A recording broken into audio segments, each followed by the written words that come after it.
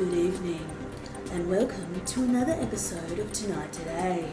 I'm Sandra Sultry, and tonight we will look at the controversial debate over the dingo and its role in protecting native Australian animals and the ecosystems involved. We have an exclusive interview with Professor William Ripple, one of the scientists behind the Yellowstone National Park project in Wyoming, USA. We picked his brains on these current issues and how they correlate to dingoes here in Australia. But first, a brief introduction by our very own Dina Go. From sharks to wolves to dingoes, predators across the globe have been given a bad rap across the years, being blamed for damage to properties, livestock and even stolen babies. But are they an enemy, or are they the best defence for our ecosystems? As seen in Yellowstone National Park, during the 7 decades of absence of wolves, elk numbers ran unchecked and set off a chain reaction, depleting the number of foliage and therefore food for other animals in the area. Now we're facing the same issues in Australia.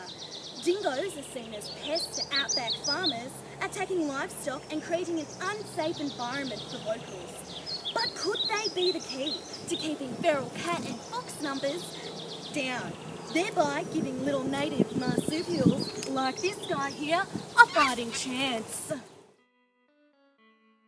Through William Ripple's studies in Yellowstone, the evidence was apparent that wolves made a significant impact to the balance of their ecosystem. But the startling difference between wolves and dingoes is that the latter is regarded a pest.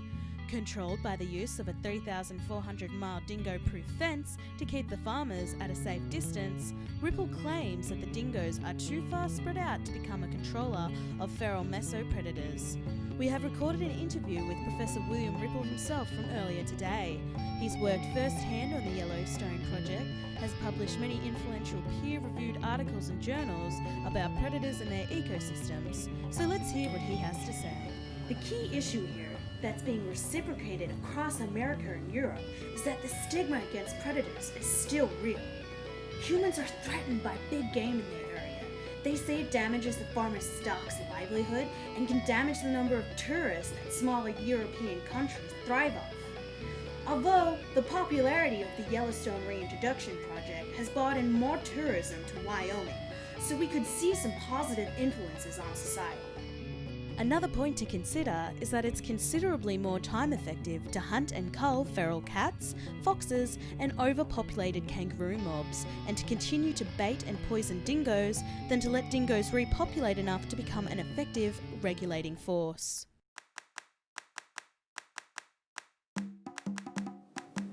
The ecosystem in Yellowstone has become increasingly more sustainable with the return of wolves. It's not just the reduction in numbers that the predators control, but they also dictate a change in the elk's behavior. The elk become more skittish and less likely to browse so confidently in all areas of the park. Recent studies show that this is being reflected with dingoes in Australia. The population of dingoes in any area has what we believe a direct correlation to the population of small native fauna. The area of repopulation is significantly different to Yellowstone National Park, however. We're talking about the entire outback of Australia. Maybe if they used the dingo fence to their advantage, they could repopulate a smaller area. 2 peer-reviewed scientific journals written by Crowther and Dickman have both reflected Ripple's theory. Looking at this map of Australia, we can see how the number of dingoes impact upon native mammal species. The red squares has a -1 number of species, the white 0, the lightest green has 1, the second lightest 2, the second darkest 3, and finally the deep green in the centre of the grid there has 4 species of native mammals positively affected by the presence of the dingo. Although it would appear that Ripple's theory of the trophic cascade, that being that the top predator affects all those below it in the ecosystem, is proven, there are some scientists who would argue that predators aren't the defining key to a thriving ecosystem.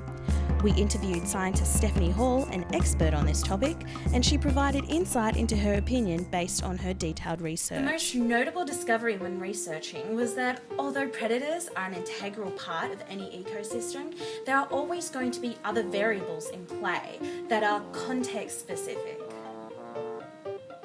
One journal focused on Yellowstone points out that some trees had already reached adult size as late as the 1960s, long after the wolves had gone.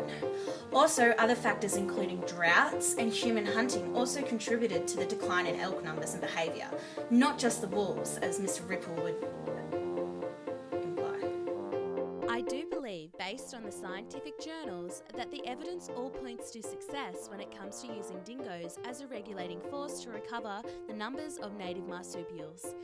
Indeed, all the sources uncovered were based on scientific journals, and some scientists did provide an educated opinion.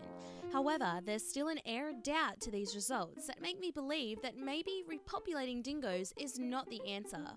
As a keen animal enthusiast, it would be the dream to see dingoes repopulate and save endangered marsupials.